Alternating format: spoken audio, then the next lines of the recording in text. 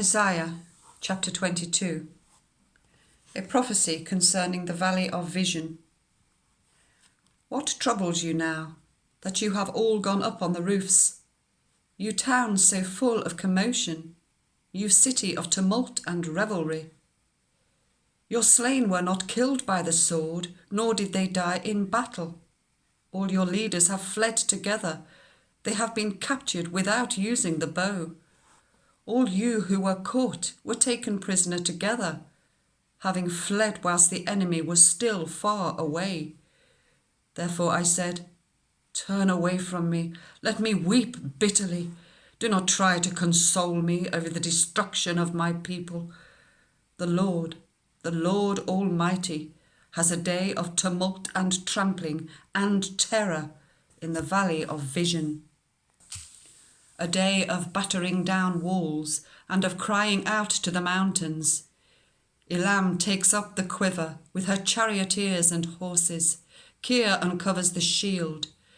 Your choicest valleys are full of chariots, and horsemen are posted at the city gates.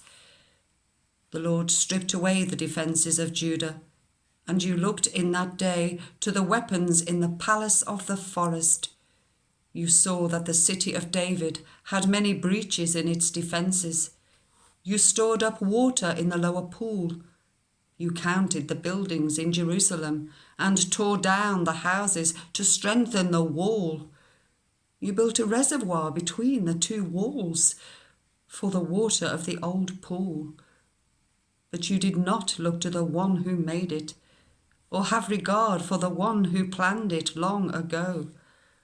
The Lord Almighty, called you on that day to weep and to wail, to tear out your hair and put on sackcloth.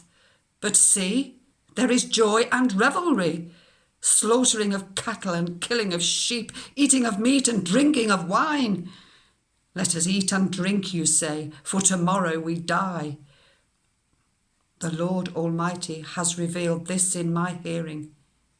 Till your dying day this sin will not be atoned for, says the Lord Almighty. This is what the Lord Almighty says.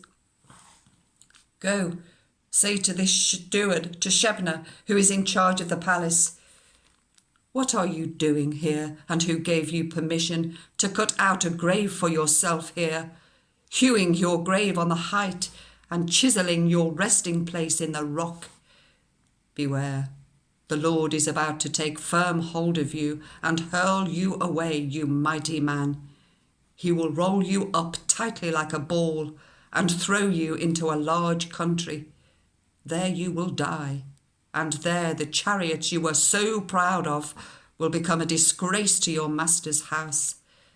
I will depose you from your office, and you will be ousted from your position. In that day I will summon my servant, Eliakim, son of Hilkiah. I will clothe him with your robe, and fasten your sash around him, and hand your authority over to him. He will be a father to those who live in Jerusalem and to the house of Judah. I will place on his shoulders the key to the house of David. What he opens, no one can shut, and what he shuts, no one can open. I will drive him like a peg into a firm place. He will become a seat of honour for the house of his father. All the glory of his family will hang on him, its offspring and offshoots, all its lesser vessels, from the bowls to all the jars. In that day, declares the Lord Almighty, the peg driven into the firm place will give way. It will be sheared off and will fall, and the load hanging on it will be cut down. The Lord has spoken.